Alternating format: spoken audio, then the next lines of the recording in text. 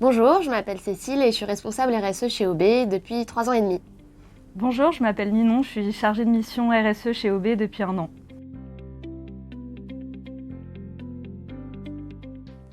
Alors OB est signataire du Pacte mondial des Nations Unies depuis 2004. Et à ce titre, nous nous sommes engagés à en respecter les 10 principes universels relatifs au respect des droits humains, des normes internationales du travail, de l'environnement et à la lutte contre la corruption. Et c'est vraiment cet engagement qui nous a permis d'initier notre démarche RSE, puis ensuite de progresser d'année en année.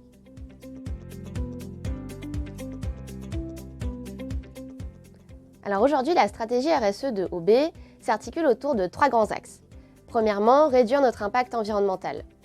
Là, nous avons par exemple pour objectif de réduire de 30% notre consommation d'électricité à horizon 2025. Nous avons aussi comme ambition d'approvisionner 100% de nos sites en électricité renouvelable. Et enfin, nous nous sommes fixés une trajectoire de décarbonation sur les 10 prochaines années.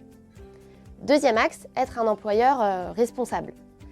Là, nous avons pour objectif notamment d'augmenter le taux d'emploi de personnes en situation de handicap, mais aussi la part de femmes dans les effectifs de management.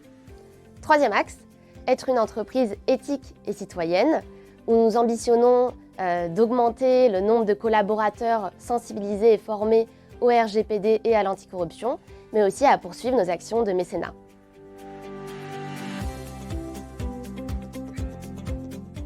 Alors le premier point qui me vient en tête, c'est qu'après 1 an et demi de process, les objectifs de réduction des émissions de gaz à effet de serre de OB ont été validés par l'initiative Science Based Targets.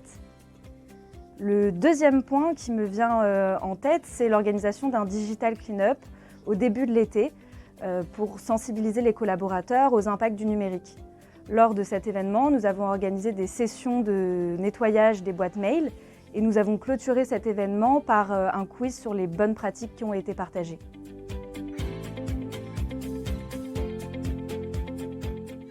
OB est soumis à la nouvelle directive européenne CSRD. Cette nouvelle norme ESG est un enjeu majeur pour les entreprises car elle impose une restructuration du reporting et du rapport RSE. C'est pourquoi OB publiera d'ailleurs son premier rapport de durabilité en 2025.